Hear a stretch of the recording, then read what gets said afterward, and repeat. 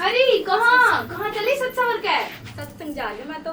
सत्संग में कहा है मेरी गला, चल काम कर लीजिए, खेतन में बहुत काम हो रहे हैं। काम तो पूरी जिंदगी पड़ा रहेगा, अभी जाने दो, सत्संग में जाने की उम्र है, सत्संग जाऊंगी मैं तो। तेरी उम्र कहीं खत्म ना हुई है मेरी गला, चल काम कर ले, बहुत सारा काम हो रहा है खेतन में। आगे कर लूंगी सत्संग में काम, अभी सत्संग जाना है। ऐसा कहा है सत्संग में, मुझे भी बता, मैं भी देखूं जो तू खेतन का काम छोड़ के सत्संग में जा रही है। चलो बताती हूँ क्या है सत्संग में।